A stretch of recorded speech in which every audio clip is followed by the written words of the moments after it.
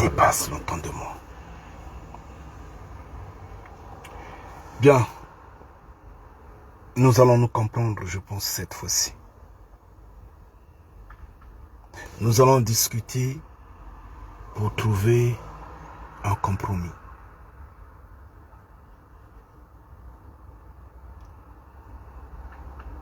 Restez puissamment bénis et yengekieno.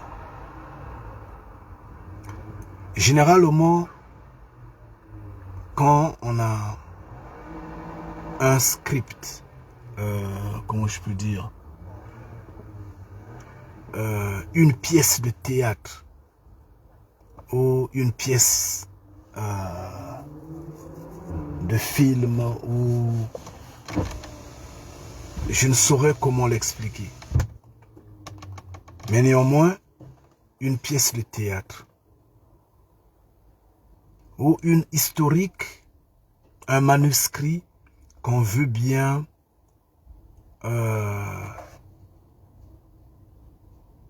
jouer comme tourner comme étant une scène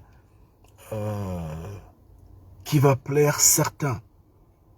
Une scène qui deviendra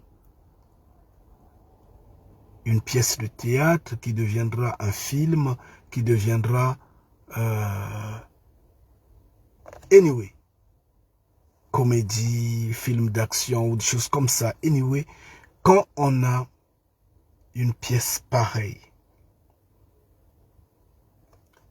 les acteurs ou le metteur en scène essaie de rentrer dans l'esprit de la pièce qui a été écrite. Il rentre dans l'esprit de l'auteur qui avait écrit ce texte-là. Donc, qu'est-ce que je veux dire? Si par exemple dans la pièce de théâtre, dans la pièce de film, dans ce script-là, l'auteur avait dit qu'il y avait 8 acteurs. On s'efforce d'avoir 8 acteurs. On peut avoir 1 de moins, 2 de moins, on peut avoir 2 de plus, 3 de plus, mais néanmoins on ne mettra pas 30 acteurs. C'est un peu exagéré. Parce que l'auteur a ciblé la pièce et a limité la pièce à 8 acteurs. On peut mettre d'autres figurants, la foule, oui c'est vrai, mais au moins il y a 8 acteurs principaux. On est dans l'esprit du script. Si l'auteur, en écrivant le script, en écrivant l'histoire, en écrivant la scène, a dit que l'un des acteurs, excusez-moi, en fait, avait pour motivation de courir. Courir et courir sans cesse. Même quand il est dans la cour pour aller prendre quelque chose dans la maison, il court. Il va prendre. Pour ressortir, il vient en courant. Pour aller prendre quelque chose dans la rue, il court. Ainsi de suite. Donc, tout ce qu'il a vraiment à faire, c'est des mouvements en courant. Le metteur en scène trouve un acteur qui va prendre ce rôle, qui va également courir de temps en temps. Et là, on est dans l'esprit du script, de la scène. Si il a été dit que dans ce scénario-là,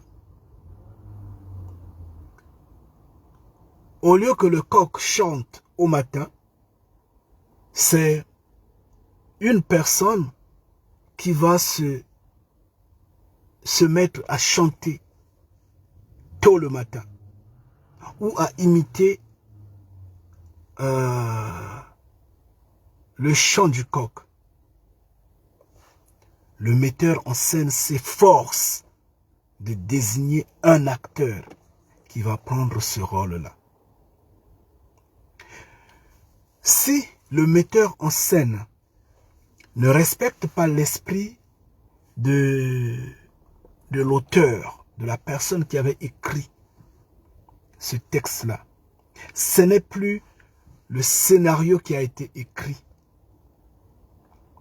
que cette troupe-là ou ce groupe de théâtre ou de cinéma, cette compagnie-là va tourner une autre pièce, mais pas celle-là, parce que ça a été déformé. Le metteur en scène devient un usurpateur, un truqueur, un embrouilleur, un menteur. Parce qu'il présente quelque chose au public qui n'a pas l'esprit du concepteur, de l'écrivain.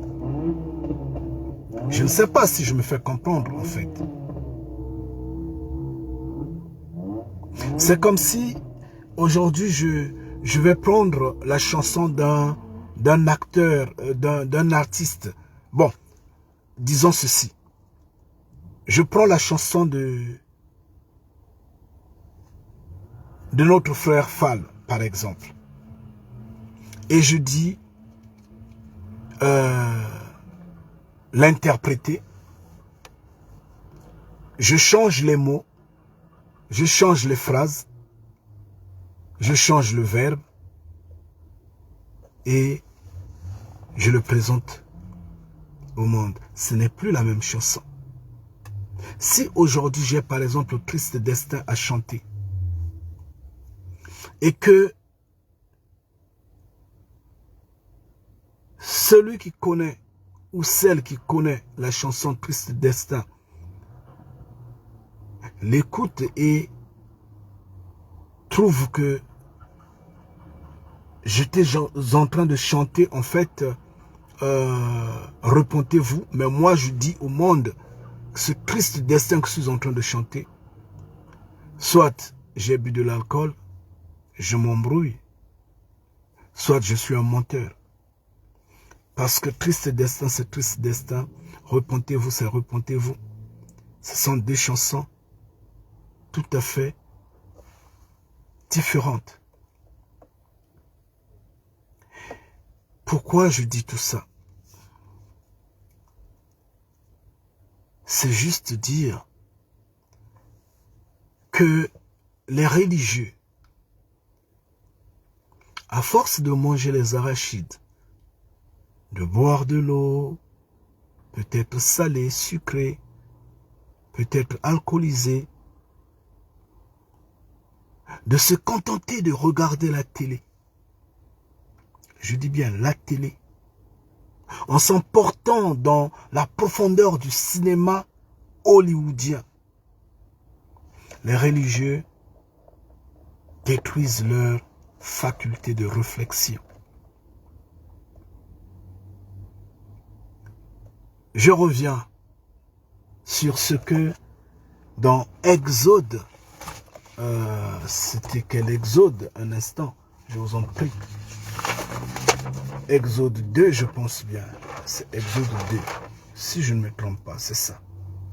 Exode 2, verset 19. Moïse a été confondu à un Égyptien. Hollywood nous a présenté Moïse étant un blanc. Hollywood est usurpateur. Hollywood est menteur. Hollywood est tricheur. Hollywood ne respecte pas l'esprit des Écritures. Hollywood égare. Donc, Hollywood est la classe des Blancs qui ont dit être du Créateur vivant sont tous pareils. Hollywood et les missionnaires qui ont marché sur le continent africain en égorgeant, en détruisant, en pillant, en violant, sont pareils.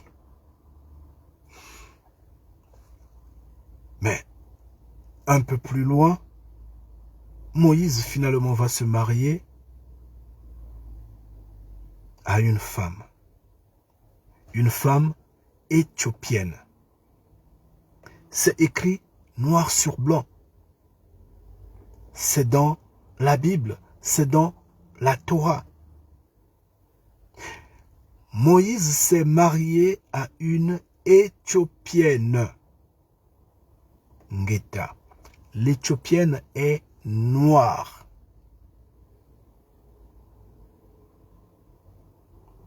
On va douter de ce que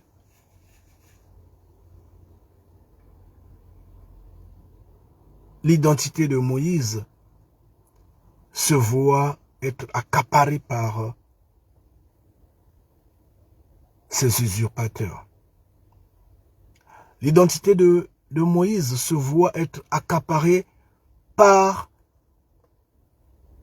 ce dont Moana Congo a parlé dans Révélation 2, verset 9. D'accord. On dit, bon, d'accord, on va pas discuter là-dessus. On leur donne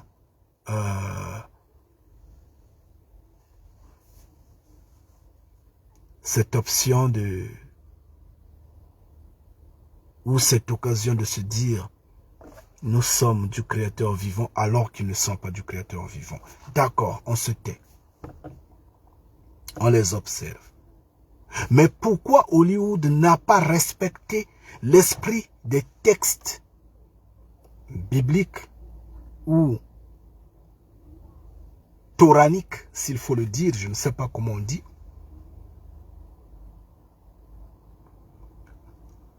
en nous présentant la femme de Moïse étant noire, donc sur terre, pendant que tous ces films-là, il doit y avoir peut-être près d'une dizaine ou je ne sais pas combien de films, ou peut-être moins d'une dizaine, mais néanmoins, beaucoup de films sur Moïse. Donc, tous ces films-là, pendant qu'on les tournait, il n'y avait plus de noirs sur terre. Pour aller nous chercher une Éthiopienne noire. Puisqu'on peut nous dire que non, cette Éthiopienne-là également, quand, en fait, la femme de Moïse qu'on nous présente, ou les femmes de Moïse qu'on nous présente dans, bon, la femme de Moïse qu'on nous présente dans des différents films. Parce que dans différents films, il y a différents Moïse, mais tous sont des blancs. Et différentes femmes de Moïse, toutes sont blanches. Donc, on va nous dire, non. Mais celle-là, mais en fait, elle était noire. On a fait ce qu'on avait fait à Michael Jackson. Et c'est pourquoi elle est là. C'est ce qu'on va nous dire. En fait, elle est là étant celle qui a connu ces opérations chirurgicales, ou je ne sais comment l'expliquer, la dépigmentation de peau. En fait, en outrance, et s'est transformé comme s'était transformé Michael Jackson. C'est ce qu'on veut nous faire comprendre. Non, pas du tout. S'il n'y avait pas d'Éthiopienne sur terre à prendre dans ces films-là, on pouvait prendre au moins n'importe quel noir, pourvu qu'on nous présente la réalité d'un côté. Mais finalement, vous voyez bien que l'usurpation est totale. Donc même au niveau de la femme de Moïse, ces hommes-là ont manifesté la mauvaise foi, leur volonté ferme de tromper, de porter le mensonge au-delà des frontières, au-delà. Ils ont insisté. Et pourtant, ils ont traduit les Écritures. C'est pour autant dire que ce qu'ils disent, que c'est eux ce peuple-là, c'est des menteurs, c'est des usurpateurs. Comment se fait-il que Hollywood a accepté de produire des films dont les textes originaux ne concordent pas aux films qu'on présente? Comment? Et comment ces religieux-là, pasteurs, prédicateurs, éveilleurs de conscience, je ne sais pas qui et qui se disent en fait, porteurs du salut, comment ont-ils le courage de nous traiter de racistes, alors que eux, ils n'arrivent pas à comprendre la puissance de l'usurpation qui a été sur table. Le cas, par exemple, de la femme de Moïse. On peut dire, bon d'accord, on ferme les yeux sur Moïse. On ferme les yeux sur le Messie. On ferme les yeux sur, je ne sais pas, qui et qui et qui. Pourquoi on ne présente pas la réalité des faits sur la femme de Moïse? Pourquoi? C'est que ils avaient tout calculé. Ils avaient voulu que cela soit ainsi. Lesquels qui sont racistes en fait? C'est nous qui dévoilons la vérité, qui ramenons chaque puzzle à sa place, chaque carte à sa place, ou c'est ceux qui les ont cachés, qui les ont dispersés, qui ont trompé l'humanité? Lesquels qui sont racistes? Quand les religieux, ces soi-disant pasteurs, se dressent contre nous dans ce sens, en fait, non, je suis attristé, non, je suis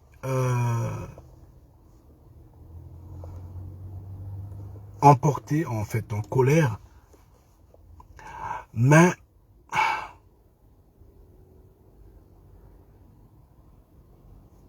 je confonds tout. Je confonds tout. En fait, je regarde la forme humaine qu'ils ont. Je dis, est-ce que ces hommes-là ont le cerveau dans leur tête? Comment ces hommes-là parlent en fait? Qu'est-ce qui les anime? Qu'est-ce qui les habite? Qui sont-ils? Ne leur couvre que les habits en fait. Qu'est-ce qui leur donne la forme humaine? Je me pose des questions. Ils sont plus que des animaux. Même les animaux, nous sentons leur réaction. Parce qu'ils savent que ils sont prisonniers. Ils sont prisonniers. Ils ont été prisonniers par des hommes qui ont en fait finalement scellé leur devenir. Parce que tous les animaux que nous voyons là seront détruits. Tous les animaux que nous voyons. Et ça, c'est la faute aux humains. C'est la faute aux hommes.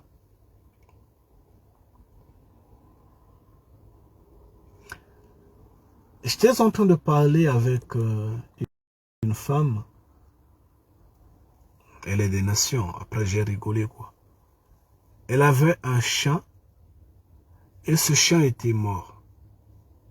Et après, elle me dit, oh, mon chien est au paradis. J'ai rigolé, quoi. Je l'ai rien dit, mais j'ai juste rigolé parce qu'en fait, vous voyez, qu'est-ce que je pouvais la dire? Après, je dis, vraiment, ces hommes-là sont ignorants, n'ayant pas de connaissances. C'est vrai que les animaux sont nos amis, sont nos compagnons, sont nos frères, s'il faut parler ainsi. Mais les hommes ont scellé leur destin. Les animaux que nous voyons sur terre, d'abord, les hommes vont payer pour ça.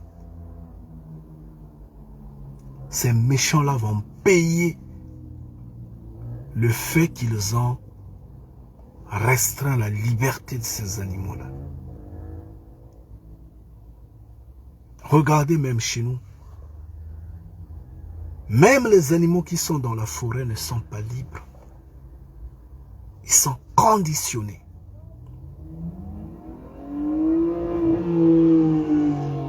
Et maintenant, qu'est-ce qu'on remarque? On remarque que les animaux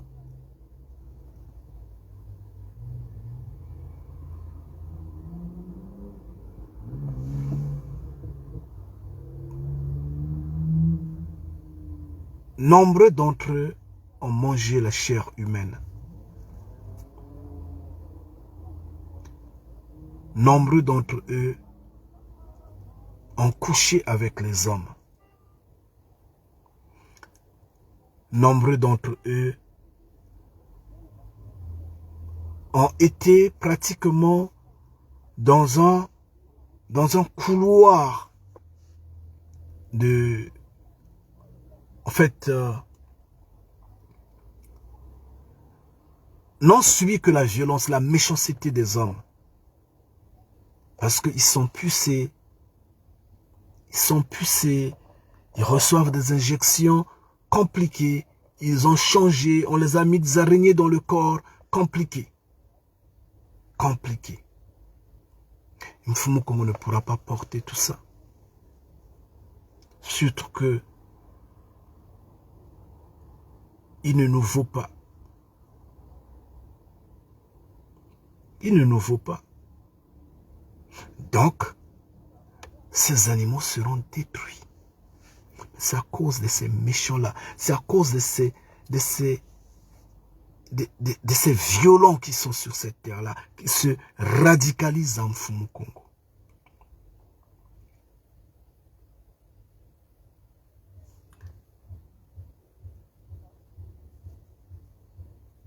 On les a prisonniers. On les prend de l'Afrique, on les emmène ici, on les met dans des eaux, d'autres les gardent dans leur maison, d'autres, les animaux sont tristes, attristés, en captivité. Mfumu Kongo aura à recréer, à créer d'autres animaux, pratiquement les mêmes espèces, pour les éternels. Le travail sera fait, ne vous en faites pas. Tout sera recréé. Mais ce que nous connaissons sera détruit. Et c'est comme ça. Surtout que ça ne nous vaut pas. C'est comme de l'herbe, on va prendre et on va détruire. Maintenant, la colère de Mfumu Kongo va s'acharner sur ceux qui ont réduit son travail à zéro. Ceux qui ont réduit son travail totalement comme étant... en fait, ceux qui se sont moqués de son intelligence, quoi. Oui, qui se sont moqués du Saint-Esprit, de son intelligence, de l'esprit de Mfumu Kongo. Il va se lever pour leur rendre ce qu'ils méritent. Cependant, je me dis, mais est-ce que ces hommes religieux-là ont même le niveau de ces animaux-là? Parce que quand vous regardez ces animaux-là, si on les laisse parler, ils vont nous raconter beaucoup de choses. Ils nous regardent, vous sentez la tristesse. Vous sentez leur envie d'être libre, leur rage de se lever et de renverser les rôles, quoi, de détruire les humains. Vous sentez leur rage. Mais les pauvres ne peuvent rien. Ça, ce sont ces animaux-là. Mais combien de fois des humains, des hommes, qui ont le cerveau, qui ont la matière grise, mais qui sont incapables de faire des analyses, de comprendre que le message qu'ils ont reçu, c'est un message qui n'est qu'un mensonge, en fait un tissu de mensonges bien fait, mais qu'ils avalent et qu'ils ne font que transmettre de génération en génération, du jour au lendemain. Comment ne peuvent-ils pas le comprendre? Comment arrivent-ils à gérer ce mensonge-là? Franchement, comment? Je me pose des questions. Je me pose vraiment des questions. Donc quand je les regarde, je ne vois pas en fait, je vois la forme humaine qu'ils ont. Mais je me demande qu'est-ce qu'il y a à l'intérieur de leur corps. Est-ce que ces hommes-là ont été créés par Mfumu Kongo en vérité? Ou ces hommes-là vraiment n'ont pas été créés par Mfumu Kongo, comme disait Moana Kongo. Tout ce que mon père n'a pas planté sera arraché et détruit, sera arraché, jeté au feu. Est-ce que ces hommes-là n'ont pas été créés par Mfumu Kongo? Je me pose des questions. Comment n'arrive-t-il pas à comprendre, à voir le mensonge qui a été véhiculé depuis des siècles et le mensonge qu'ils avalent jour après jour, qu'ils entretiennent? Comment ces religieux-là n'arrivent-ils pas à comprendre qu'il n'est pas bon pour un homme d'avoir des cheveux longs et donc, du coup, Jésus-Christ est faux? Comment n'arrivent-ils pas à le comprendre?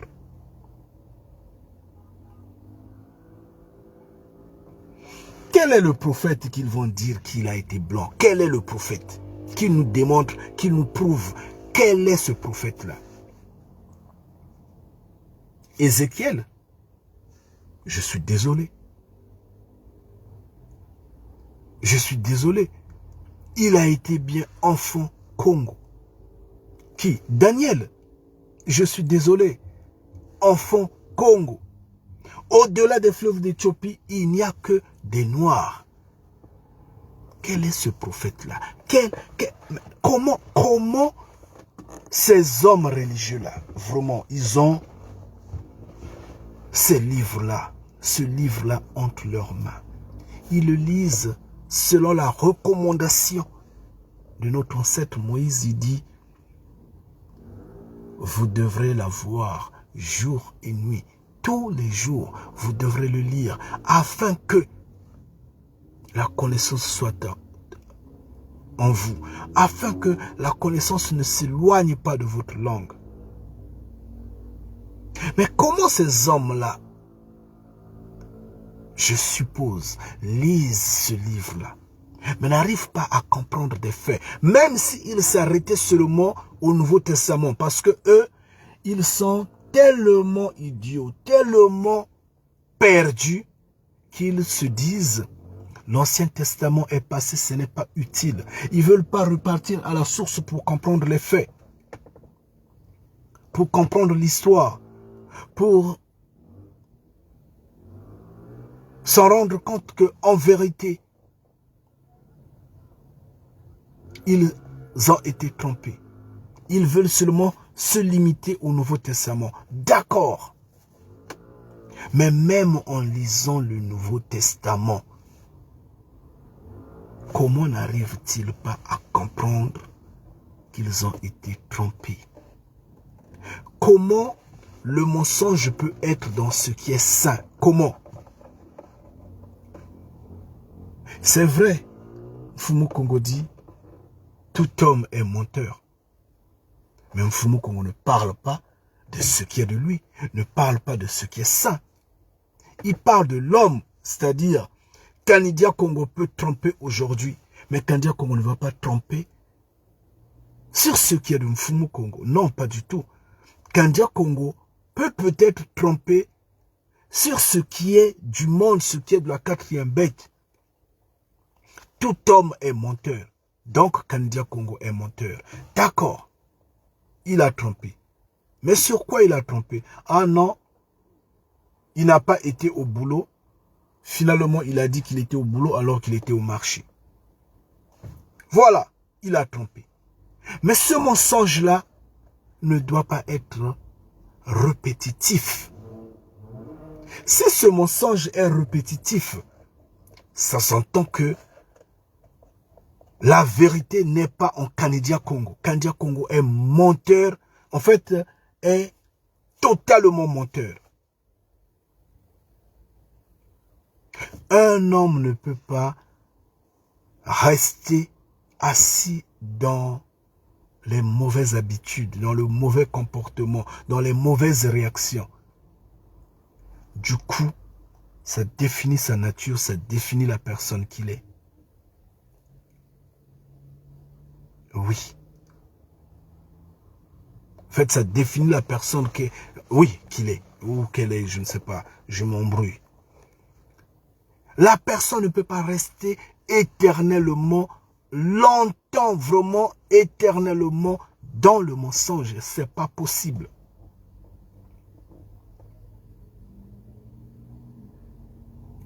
Vous allez vous confesser, mais vous refaites les mêmes choses. Qui êtes-vous? Qui êtes-vous?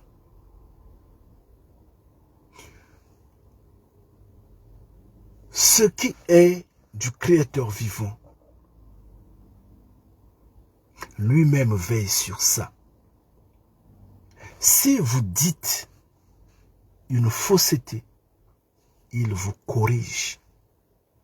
Et vous revenez corriger cette fausseté, vous avancez. Mais si cette fausseté n'a pas été corrigée, ce n'est pas du Créateur vivant. Ok, ils lisent le Nouveau Testament. Ils se limitent seulement au Nouveau Testament. Mais comment n'arrive-t-il pas à comprendre que le Nouveau Testament redit tout ce que l'Ancien Testament a dit? Le Nouveau Testament, par Moana Congo, par le Messie, ressuscite le conflit que nous, aujourd'hui, nous avons sur terre, ici. Nous, enfants de Mfumu Congo, nous sommes en train de nous dégosiller pour dire ceux qui sont en face de nous sont des usurpateurs, sont des menteurs. Ils ont pris notre identité. Ils se promènent avec notre identité. Ils sont en train de tromper l'humanité sous notre chapeau. Et ceux qui les accompagnent, ceux qui les entourent, qu'on appelle des religieux, sont ignorants, perdus, ils ont été trompés et eux-mêmes, ils sont devenus également menteurs parce qu'ils entretiennent ce système-là. C'est ce que nous sommes en train de dire. Le combat-là, Moana Congo a mené ce combat-là. Le Messie a mené ce combat-là dans le Nouveau Testament. Jean 8, verset 8, vous le démontre. Je pense que c'est cela. Si ce n'est pas cela, mais néanmoins, Jean 8 ou bien Jean 6, essayez de voir. Vous allez voir ce conflit. Le conflit est là. Moana Congo dit,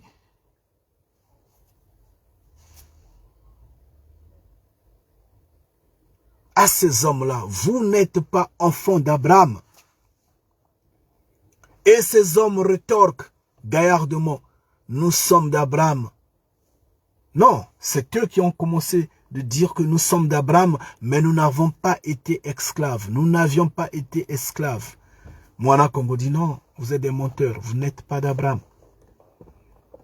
Parce que si vous étiez d'Abraham, vous auriez été esclaves. Les Noirs, les Congos ont été esclaves, ont été dans la servitude à Ngipiti. Ce sont les hommes des nations qui n'ont pas été en servitude à Ngipiti. Mais ces mêmes hommes des nations, quand ils ont vu que Ngipiti tombait, Ngipiti est rentré en faillite. Ngipiti a été frappé par Mfumu Kongo. Ces hommes-là, puisque tout ce qui les emporte, c'est manger. C'est pourquoi ils sont en train de violer notre terre, d'usurper notre terre.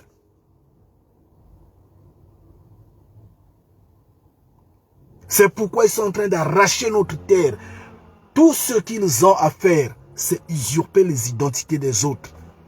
Ils sont sortis de Ngipiti. Ils ont suivi les Congos qui partaient avec Mfumu Kongo pour la nouvelle terre. C'est pourquoi Mfumu Kongo dit, les étrangers qui sont parmi vous. Par exemple, la prostituée qui est au Vatican, fête la Pâque. Mais normalement, Mfumu Kongo dit, l'étranger n'a pas le droit de fêter la Pâque. Vous voyez l'usurpation. Eux, ils ont pris la fête qui est propre au Congo, ce qui est resté, ce qui est réservé uniquement au Congo. Et Mfumu Kongo dit encore, d'accord, il peut manger, il peut fêter la Pâque, à une condition qu'il soit dans la famille Congo. Il y a des normes, il y a des lois en toutes choses. Tout est écrit. Mais le monde entier fête la Pâque, ils font la pagaille. C'est qu'ils ont tout brisé, quoi. Parce que ils ont été corrompus. Ils n'ont pas voulu suivre l'instruction du Créateur vivant. Et c'est ce qui les anime jusqu'à aujourd'hui. Usurper définitivement cette identité-là. Mais sauf que ils ont trompé.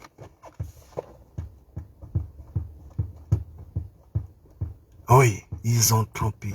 Les temps ont changé.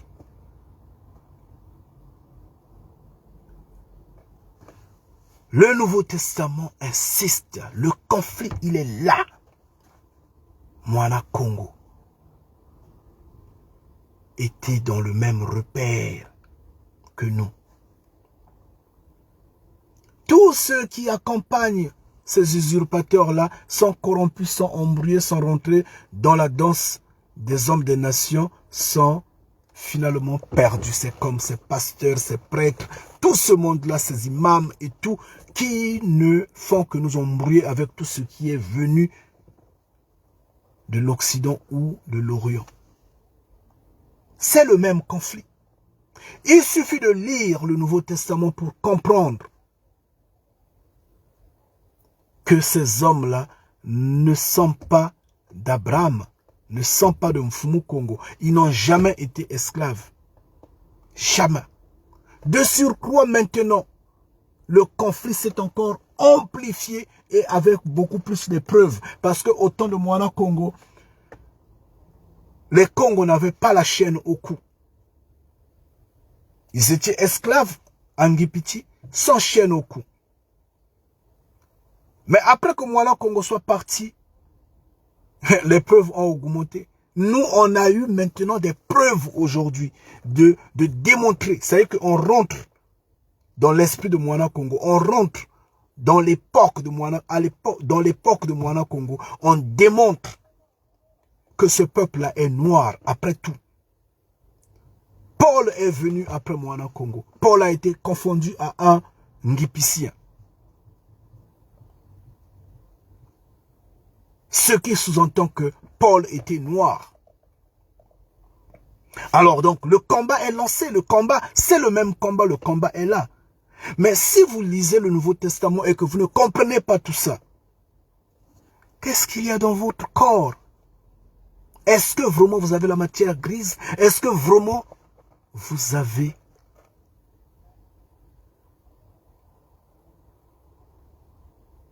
ce qui peut recevoir l'intelligence de Mfumu Kongo? Et après ça, ils sont fiers de dire, oh l'Esprit Saint, comme s'ils avaient l'Esprit Saint alors qu'ils n'en ont pas. T'es perdu comme ça. Et là maintenant, nous leur renvoyons la question qu'ils aillent demander aux rabbins, qu'ils aillent demander aux juifs, qu'ils aillent demander à Hollywood pourquoi dans les films de Moïse, la femme de Moïse est blanche, alors que ce qui est écrit noir sur blanc, elle était éthiopienne. Et éthiopienne est noire. Ngeta.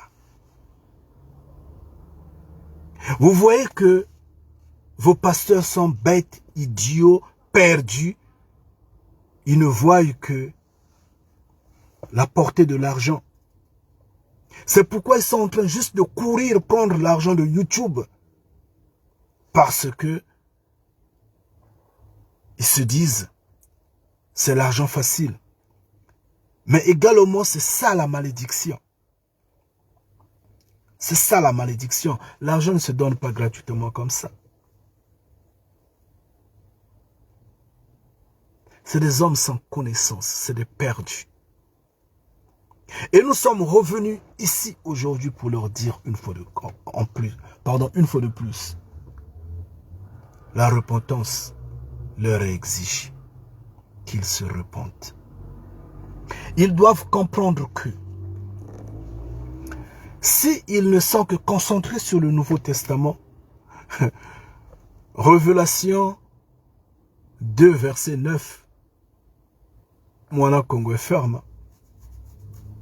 Il dit qui est le peuple du Créateur vivant. Et ça également, ils ne le comprennent pas. C'est dans le Nouveau Testament. Dans Révélation 1, quand Moana Congo arrive rencontrer Jean qui est normalement son fils. Normalement. Oui, en vérité, le fils de Moana Congo. Étant fidèle à son père, étant fidèle à Mfumu Congo, il a suivi les pas de son père. Donc quand il vient le rencontrer, à moins que je confonde, mais sinon c'est cela. Quand il vient le rencontrer, Jean vous a donné la description de la personne qu'il a vue. Mais Jean le connaissait. Parce que c'est son père. Parce qu'ils ont marché ensemble. Ils ont mangé ensemble. Mais si il nous a donné cette description, c'est à cause des idiots comme vous. Oh, je suis prêtre. Prêtre, oui, d'accord. Pourquoi tu caches la vérité? Tu es censé le connaître. Tu es passé dans la moule de la connaissance. Oh, je suis pasteur. Mais soit disons que tu as l'Esprit Saint. Comment tu ne comprends pas ça? Comment tu ne reçois pas ce message-là? Vous êtes tous des faux. Vous êtes tous des embrouilleurs, des égarés. Mais souvenez-vous, nous avions dit ceci. Sous le soleil de 80 ans. Ici, il y a ceux qui pillent, ceux qui volent, ceux qui brisent, ceux qui tuent, ceux qui se battent, ceux qui rigolent, qui se moquent des autres, bien sûr, ceux qui observent, qui acclament. Et nous avions dit, ils vont se lever parce qu'ils sont tous au service de la quatrième bête.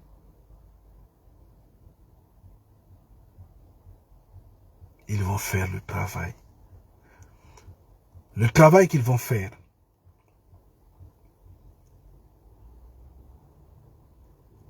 c'est de vous dire que vous êtes des menteurs. Parce que l'heure arrive. Ils vont se lever contre vous. Surtout quand ils vont se lever contre cette dictature-là. Parce que faudrait que tout s'embrase. c'est quand on va vous mettre dans le lot et vous serez incapable de stopper ce vent-là. Parce que vous êtes des menteurs. Parce que vous ne connaissez pas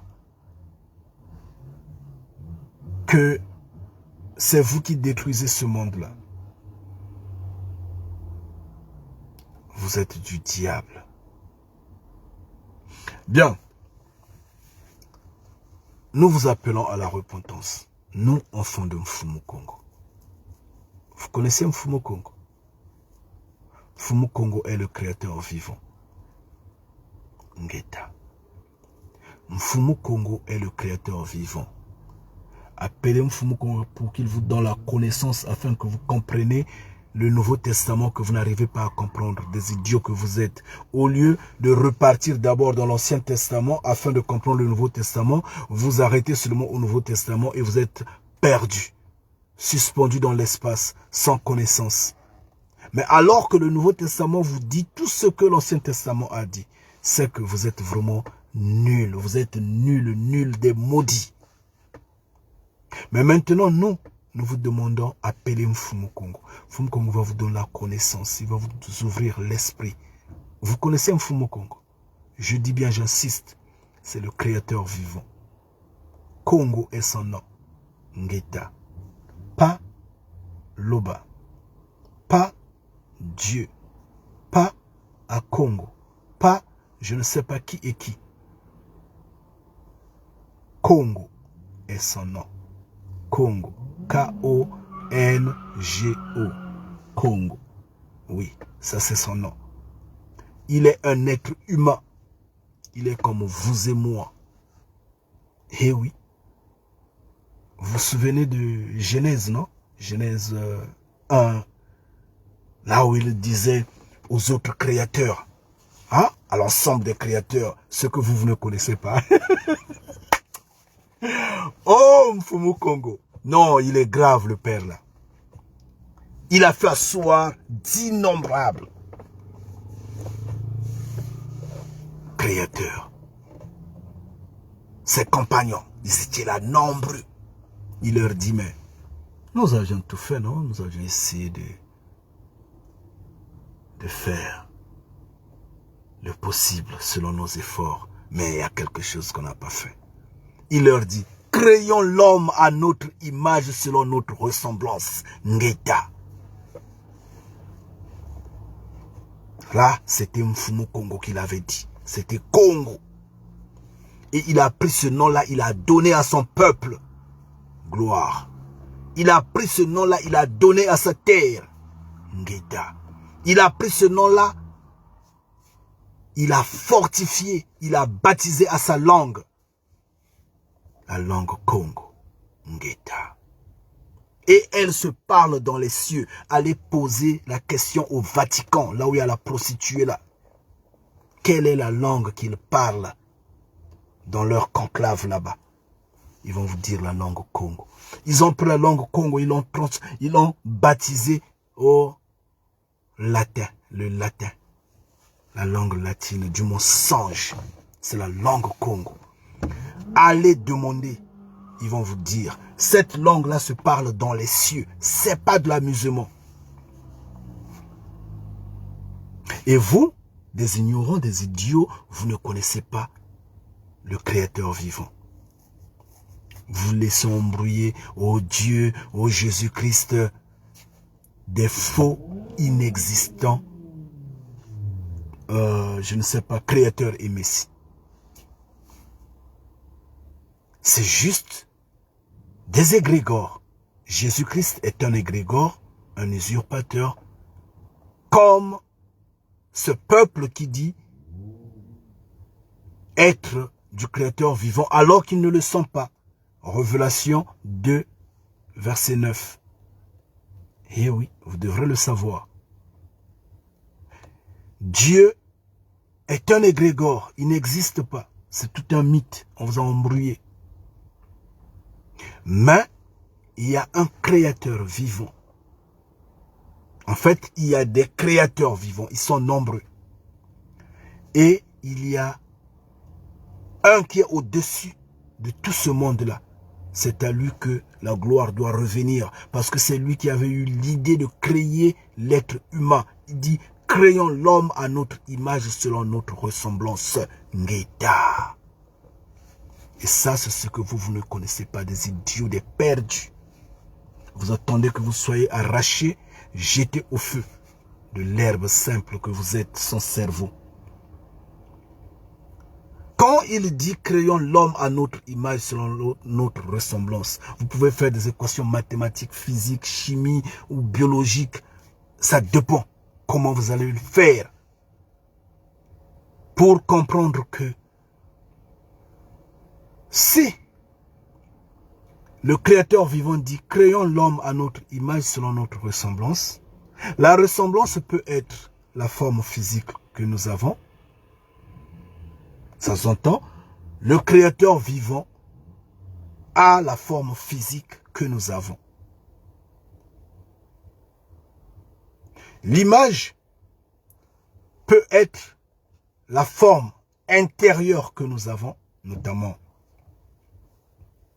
la puissance énergétique de l'intérieur, le cerveau, l'esprit. Bon, en fait, le cerveau déjà dégage l'esprit, l'intelligence, la connaissance et tout et tout. Tout comme vous pouvez inverser, vous donner l'image à ce que nous avons de l'extérieur, la forme, donc 2 mains, 2 pieds, 2 yeux, une bouche, ainsi de suite, 2 oreilles. D'accord, on dit ça c'est l'image.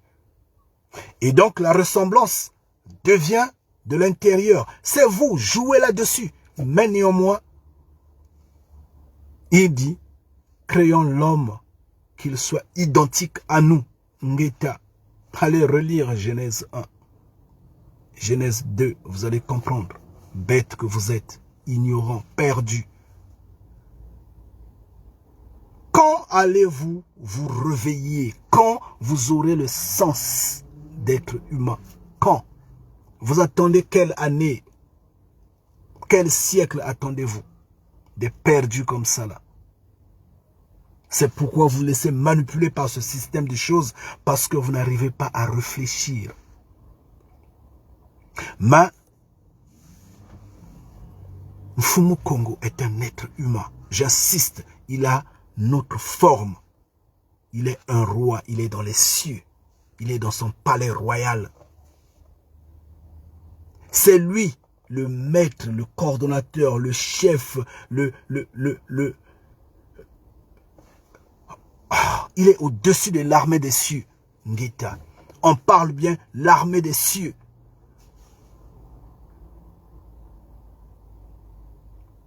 Et quand notre ancêtre Daniel, comme Isaïe, comme je ne sais qui et qui, ont vu l'armée des cieux, ils ont dit des myriades et des myriades. Ils sont nombreux d'innombrables soldats. On ne peut même pas les compter. Ngeta. Et l'armée des cieux, c'est des hommes, c'est des humains. Ils ont le sang, la chair, les émotions.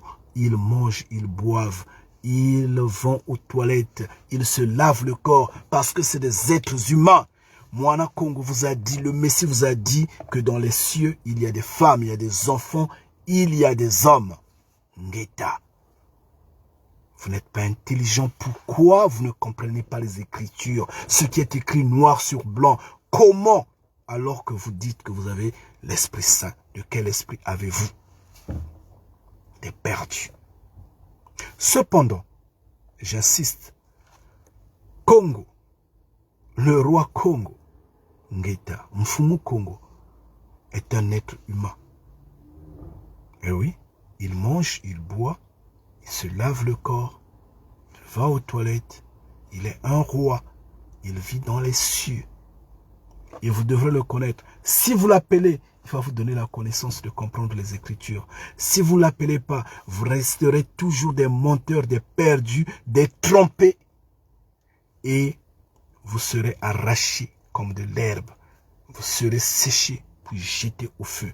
Restez puissamment bénis et gérez votre ignorance. Vous qui ne voulez pas vous éveiller. Mais ce jour viendra où vous allez accepter de gré ou de force ce que nous disons ici.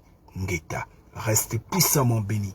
Force à chacun en particulier, vous, enfants de Mfumu Congo. Et nous sommes ensemble mardi. Ngeta.